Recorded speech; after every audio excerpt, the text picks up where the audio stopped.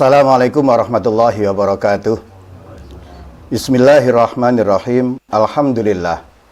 Alhamdulillahi wa kafa. Wassalatu wassalamu ala imami ahli sofa wal wafa. Sayyidina Muhammadinil Mukhtaril Mustafa wa alihi ahli sofa, sahbi ahli wafa, wa man tabi'ahum bi ihsanin waqtafa. Amma ba'du.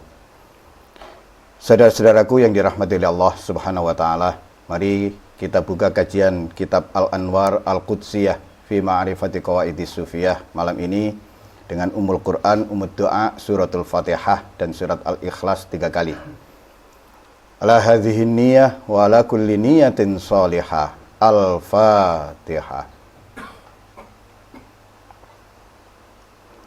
Al-Ikhlas. Al-Ikhlas. Al-Ikhlas.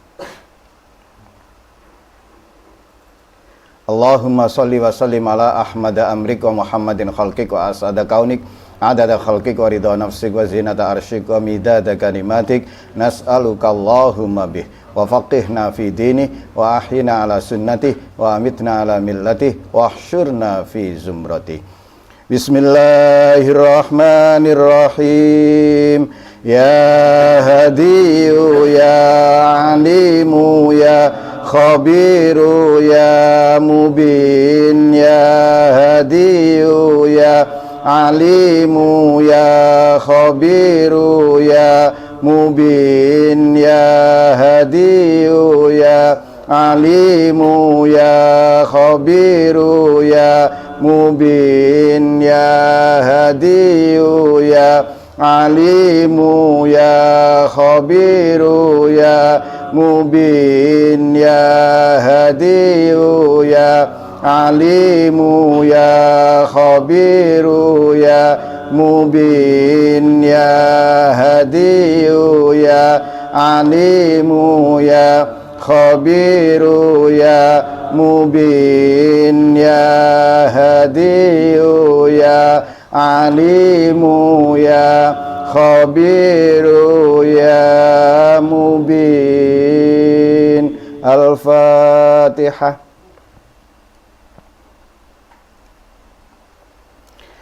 Bismillahirrahmanirrahim. Qala sahibul Anwar Al-Qudsiyah fi Ma'rifati Qawaidis Sufiyah lil Imam Asy-Syaikh Abdul Wahhab bin Ahmad Asy-Sya'rani rahimahullahu ta'ala, nafa'anallahu bihi wa bi'ulumihi wa amaddana bi asrarihi wa a'ada alaina min barakatihi wa afadha alaina min nafahatihi fid dharaini amin. Idza alimta sihhata sanadil qaum wattisalahu bitalqin minan nabiyyi li Ali ibn Abi Thalib radhiyallahu an. Apabila engkau telah mengetahui kebenaran sanad kaum sufi dan bahwa sanad kaum sufi tersebut bersambung dengan talqin dari Nabi kepada Sayyidina Ali bin Abi Thalib radhiyallahu an. Fakadzalika, maka demikian pula laqana radhiyallahu anhu Al-Hasan Al-Basri. Sayyidina Ali mentalqin Syekh Hasan Basri. Ini nanti menjelaskan tentang sanad talqin zikir Syekh Abdul Wahhab Asy-Sya'rani.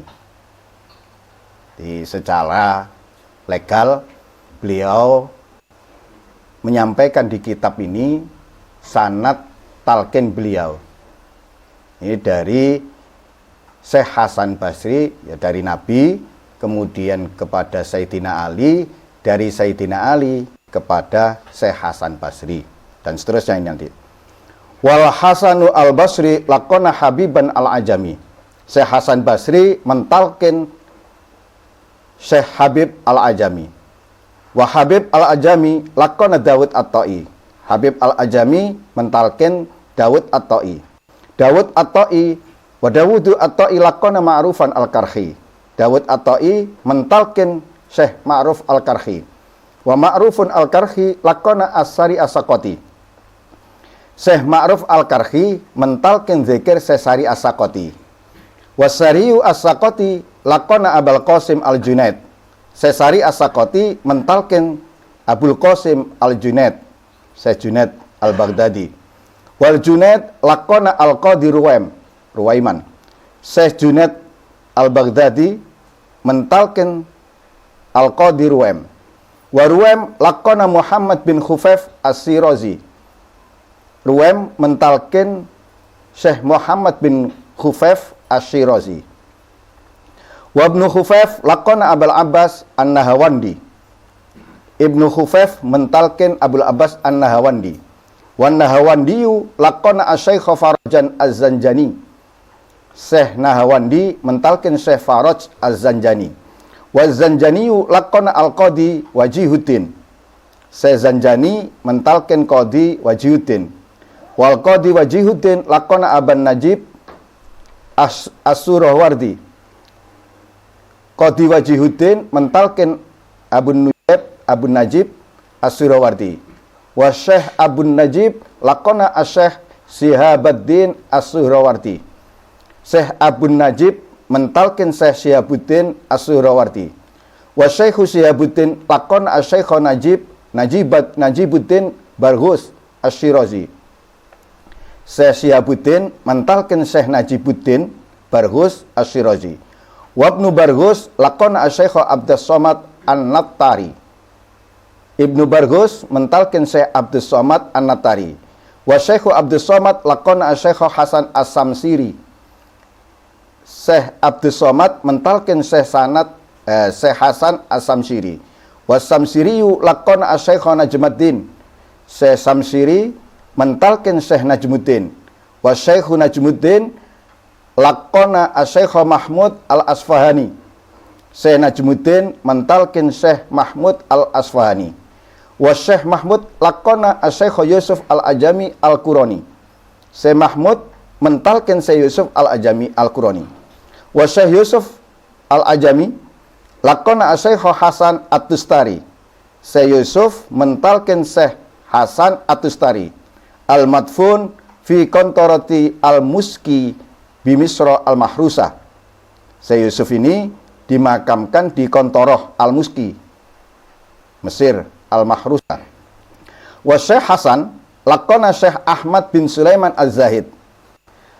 Syekh Hasan mentalkin Syekh Ahmad bin Sulaiman Az-Zahid. Wa Zahid lakona Asy-Syekh Madinan. Syekh Zahid mentalkin Syekh Madin. Wa Syekh Madin lakona Asy-Syekh Muhammad walada ukhtihi. Syekh Madin mentalkin Syekh Muhammad, anak dari saudara perempuannya, mentalkin keponakannya sendiri. Syekh Madin di sini bukan Syekh Abu Madian yang terkenal itu. Syekh Madin ini tidak terkenal. Kalau Syekh Abu Madian, itu nama lengkap beliau, Abu Madian Syu'aib bin Husain Al-Andalusi. Jadi beliau dari Andalus, tokoh besar di Maghrib. Kalau Syekh Abu Madian ini, sanad talqin zikirnya lewat jalur Maghribi. Nah, kalau Syekh Madin yang menjadi salah satu silsilah Syekh Sa'roni ini, beliau salah seorang wali dari Mesir. Namanya memang tidak terkenal. Jadi banyak nama-nama wali yang tidak terkenal. Wa Sayyid Muhammad lakon Asy-Syekh Muhammad As-Sarawi wa Syekh Aliyan Al-Mirsofi. Sayyid Muhammad, Sayyid Muhammad ini yang keponakannya Syekh Madin tadi, mentalkin zikir kepada ini dua orang murid. Satu Syekh Muhammad Sarawi dan Syekh Ali Al-Mirsofi. Jadi kalau ada yang mengatakan kemudian Al-Mirsofi, yang pas secara daerah itu Al-Mirsofi. Nah, dalam salah satu kitab beliau, yaitu dalam kitab Tabaqatul Kubra, Syekh Sa'roni menyebut Syekh Muhammad As-Sarawi. Ini beliau menulis di kitab tersebut, wa minhum asy-Syaikhul Arif Billah, termasuk dari guru-guru Syekh Abdul Wahab As-Sa'roni adalah Al-Arif Billah As-Sayyid Az-Zahid Al-Mutawari Anil Anzar Asy-Syaikh Muhammad As-Sarawi radhiyallahu an. Yaitu seorang sayyid yang zuhud. Al-Mutawari Anil Anzar, yang menyembunyikan diri dari pandangan manusia, yaitu Syekh Muhammad As-Sarawi radhiyallahu an. Sahabtuhu muddatan. Syekh Sa'roni pernah suhbah, nyantri kepada Syekh Sarawi selama beberapa waktu. Wa akhadtu anhu dzikra. Beliau menerima talqin dzikir dari Syekh Sarawi. Kana la yata'ata al-futya wa la yuhibbu asy-syuhra. Syekh Sarawi ini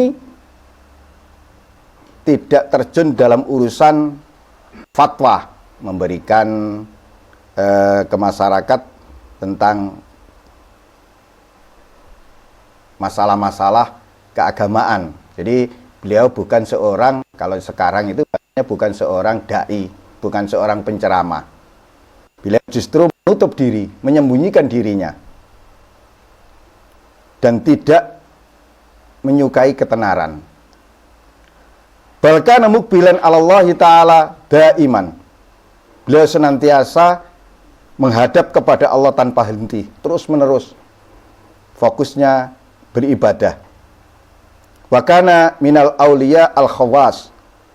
Syekh Sarawi ini termasuk para wali Allah khusus yang tidak terkenal. Ini bisa dicek di kitab Tabaqatul Kubra, jilid 2 halaman 133. Cetakan lama, cetakan bulak. Kemudian terkait Syekh Ali Al-Mirsofi, Syekh Sa'roni juga menulis dalam kitab beliau, wa minhum asy-Syaikhul Arif Billah As-Sayyid Al-Alim Al-Amil. Termasuk di antara guru beliau adalah seorang yang arif billah, seorang sayyid yang alim, yang mengamalkan ilmunya, Asy-Syaikh Ali Al-Mirsofi radhiyallahu an. Kuntu akhudhu minhu adz-dzikra. Syekh Sa'roni menerima talqin zikir dari Syekh Ali Al-Mirsofi. Wa kana minal auliya al-khawas. Ini juga termasuk wali khusus. Kana rajulan bari'an fil ilmi. Syekh Ali Al-Khawas ini orang yang cemerlang dalam ilmu, luar biasa ilmunya. Wa ma'a dzalika kana yastahibbul khumul wa yughallibu zuhda wa tahaqquq billah. Nah, sedemikian alimnya Syekh Ali Al-Mirsofi ini, ya terkenal dengan beliau sangat menguasai bidang fikih Syafi'i. Tapi beliaunya lebih memilih khumul. Khumul itu menyembunyikan diri dari popularitas, mau terkenal, untuk menguatkan zuhudnya, dan terus menerus mencapai derajat tahqiq bersama Allah. Lebih mengarah kepada ilmu itu bukan untuk menjadikannya terkenal, tapi untuk mendekatkan diri kepada Allah. Bagaimana semakin mahabbah dan marifat. Begitu kalau pandangan Syekh Ali Al-Mirsofi. Nah, kalau Syekh Sarawi, nama Sarawi itu seringkali para syekh itu dinisbatkan kepada satu daerah. Jadi Muhammad As-Sarawi, artinya Muhammad dari daerah Sarwi. Daerah Sarwi ini sebuah kawasan di Mesir, dekat sekitar Delta Nil, di wilayah Damyat dan sekitarnya.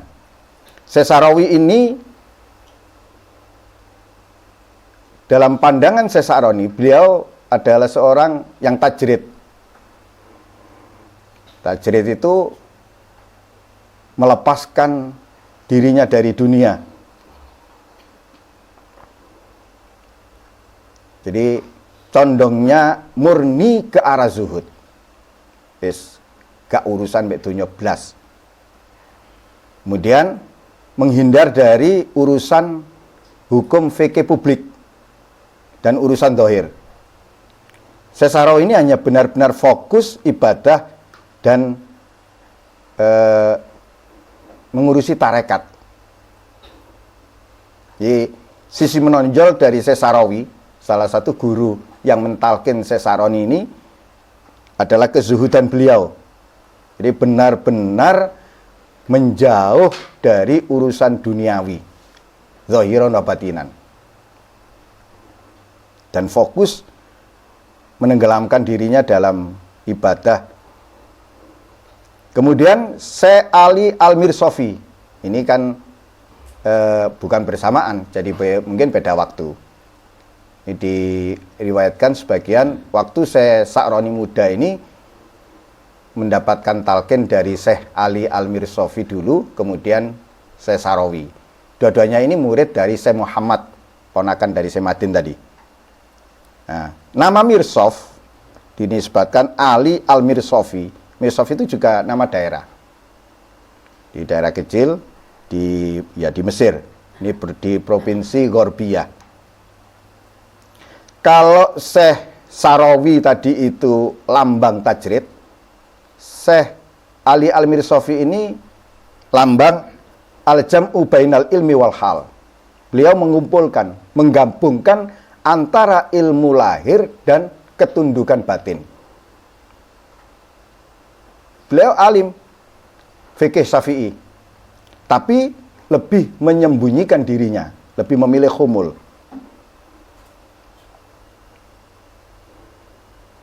Ini orang alim yang tetap merendah, merasa dirinya tidak alim, padahal alim. Ilmunya dipakai, benar-benar digunakan, ditempatkan dalam rangka bagaimana ia bisa mahabbah dan ma'rifat kepada Allah. Jadi secara dohir, Syekh Ali Al-Mirsofi ini orang yang alim. Kapasitas keilmuannya luar biasa. Secara batin, ia hanya khidmat tarekat, hanya ngurusi talqin zikir. Nah, dua-duanya Syekh Ali Al-Mirsofi dan Syekh Sa'rawi ini memang sezaman, ya termasuk teman. Perannya luar biasa, yaitu sebagai penghubung terakhir sanad zikir Syekh Sa'roni.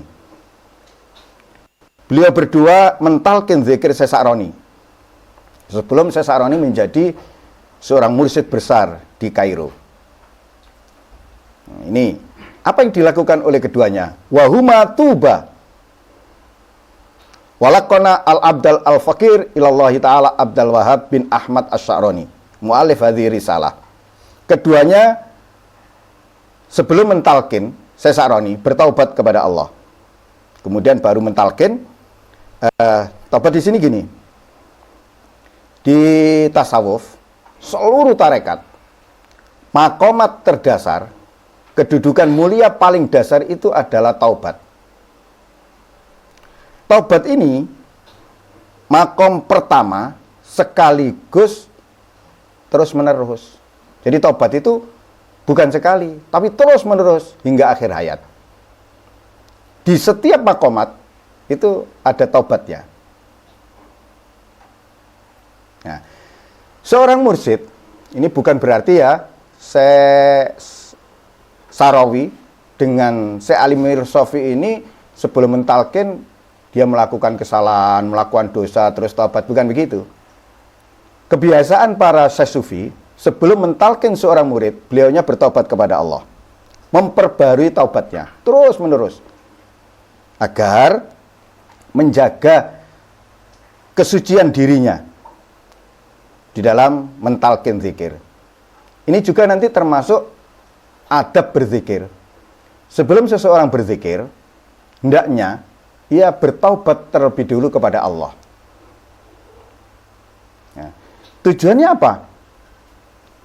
agar proses talqin zikir, proses transfer, ini, transfer barokah dan lain sebagainya, ini dilakukannya dengan hati yang bersih, hati yang murni, ikhlas, tidak ada kepentingan.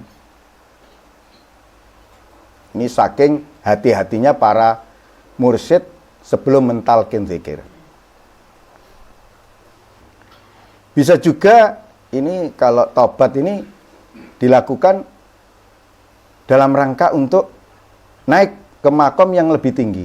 Artinya gini, seorang mursyid, seorang syekh tarekat itu ketika mentalkin zikir, beliaunya tersambung ke ruhani Rasulullah.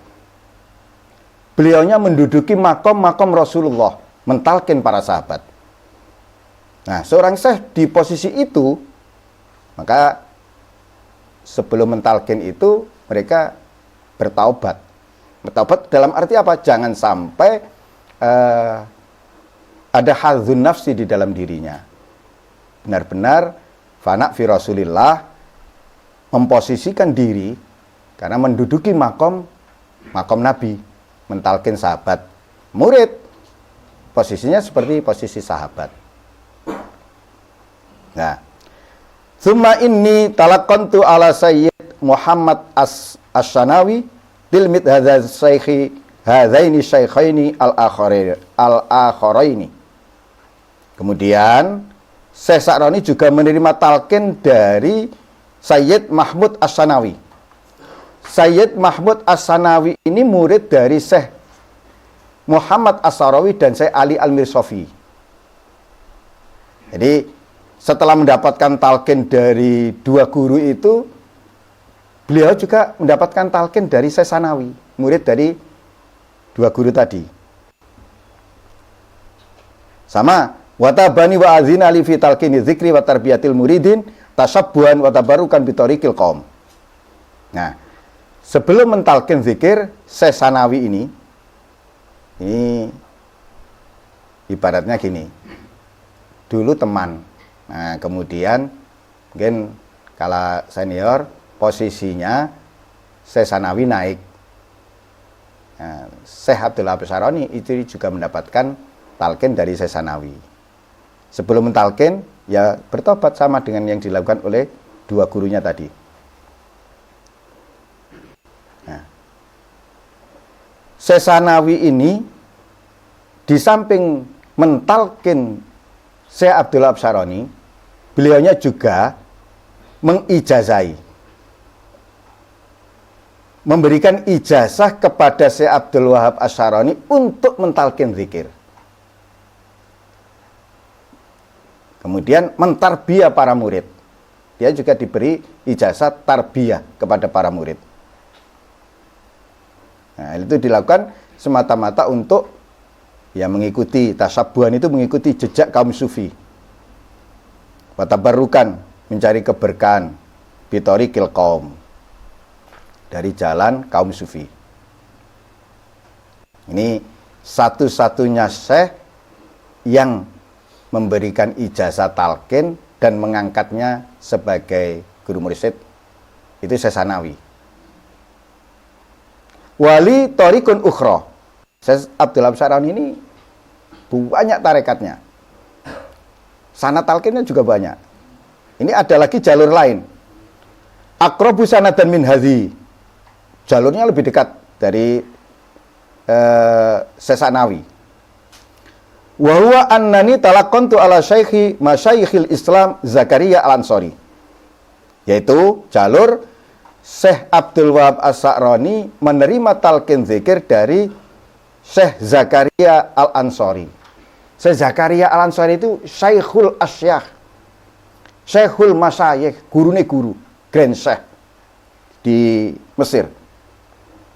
Beliau, Syekh Zakaria Al-Ansari ini lahir di daerah di desa Sunek. Sunek itu ya di Mesir. Tahun 823 Hijriah atau sekitar 1420 Masehi. Dan wafat pada tahun 1520 Masehi. Atau ada yang menyebut wafatnya, kalau hijriahnya ada yang mengatakan 926, ada yang mengatakan 930. Jadi beliau ini berumur 100 tahun, ada yang mengatakan lebih. Makanya Syekh Zakaria Al-Ansori ini ada yang menjuluki beliau sebagai Syekhul Mi'ah, Syekh seabad. Kalau secara gelar ini digelari Syekhul Islam, Syekhul Masyayikh. Ini karena keluasan ilmu dan kedudukan beliau sebagai mufti di Mesir. Kebesaran beliau ini hampir semua ulama di Mesir dan daerah Sam itu mengambil sanad darinya. Beliau ini seorang yang alim fikih mazhab Syafi'i. Makanya disebut juga Syekhus Syafi'iyah. Jadi kalau ada yang kemudian belajar secara fikih ke Syekh Zakaria Al-Ansori, ya karena memang beliau sangat matang di situ. Ada yang mengatakan sampai ya kelas mujtahid. Dia dijuluki imam besar mazhab Syafi'i di zamannya. Beliau murid langsung dari Syekh Al-Bulkini, Syekh Ibnu Hajar Al-Asqalani, dan Imam Suyuti. Imam Suyuti murid dari Ibnu Hajar Al-Asqalani. Ini bukan orang sembarangan nih. Kitabnya banyak. Kalau dari disiplin ilmu, Syekh Zakaria Al-Ansori ini di samping matang ilmu fikihnya, ilmu usulnya juga, ilmu usul fikih. Ilmu tafsir juga, ilmu hadis juga, ilmu kiroat sabah itu juga matang. Berarti suaranya enak. Bahkan ilmu tasawuf juga matang. Komplit. Jadi mufti juga pernah diangkat sebagai Qadil Quddot. Qadil Quddot itu kalau di sini hakim agung. Itu di masa Kesultanan Qaitbay. Yes. Nah, terkait dengan riwayat pertemuan Syekh Zakaria Al-Ansori dengan Nabi Khadir. Jadi yang paling terkenal, Syekh Zakaria itu setiap hari bertemu dengan Nabi Khadir. Beliau mulazamah terus-menerus bersama Nabi Khadir. Itu bisa dilihat di banyak kitab. Kalau di karangan Syekh Sa'roni, dilihat di Tabaqatul Kubra. Ada jilid 2 yang menjelaskan tentang biografi Syekh Zakaria Al-Ansori. Atau di kitab Ibnu Tulun. Kitabnya Al-Qala'id Al-Jauhariyah fi Tarajim Al-Hanafiyah. Atau di kitabnya Al-Muhibbi Khulasatul Athar. Ini menulis tentang pertemuan Syekh Zakaria Al-Ansori dengan Nabi Khadir. Kalau menurut Syekh Sa'roni, Sayyiduna Asy-Syekh Zakaria Al-Ansori radhiyallahu an termasuk wali besar. Yaltaqi bil Khadir kulla yaum. Beliau bertemu dengan Nabi Khadir itu setiap hari. Ya tentu banyak manfaat yang didapatkan dari pertemuan itu. Jadi jangan heran kalau ada banyak kisah cerita terkait dengan Syekh Zakaria Al-Ansori yang setiap hari bertemu dengan Nabi Khadir. Gini, apa makna seorang wali bertemu dengan Nabi Khadir? Atau seseorang yang ditemui oleh Nabi Khadir? Kita tahu bahwa Nabi Khadir itu diberi karomah khusus oleh Allah. Jadi kalau jalur nubuah, jalur kenabian, tingkat kenabian Nabi Khadir itu setelah Nabi Muhammad. Ini makom, ya. Secara makom, secara kedudukan itu luar biasa. Nah, pertemuan dengan Nabi Khadir itu sirullah, itu rahasia Allah. Nggak boleh disaksikan oleh sembarang orang. Misalkan, Syekh Zakaria Al-Ansori, ini ada cerita, suatu hari ada seorang syekh mendengar Syekh Zakaria itu loh tiap hari ditemui Nabi Khadir. Kemudian dia penasaran, dia bertamu, menginap di rumah Syekh Zakaria, berharap bisa bertemu Nabi Khadir. Ditunggu sehari semalam, 2 hari, mana lo? Gak ada datang. Nah inilah sirullah. Gak boleh orang yang tidak diizini tahu itu terus kemudian ikut menyaksikan, gak boleh. Padahal datang. Jadi gini, karomah, ya hakikatnya karomah. Ketika seseorang diberi karomah, itu bukan untuk dipertontonkan, tapi untuk menguatkan keyakinan. Ya, siapapun yang mengalami karomah, ini dalam rangka menguatkan keyakinannya kepada Allah. Maka ketika ada seseorang yang kemudian, tunjukkan karomahmu, pasti kecewa dia. Karena tidak untuk dipertontonkan.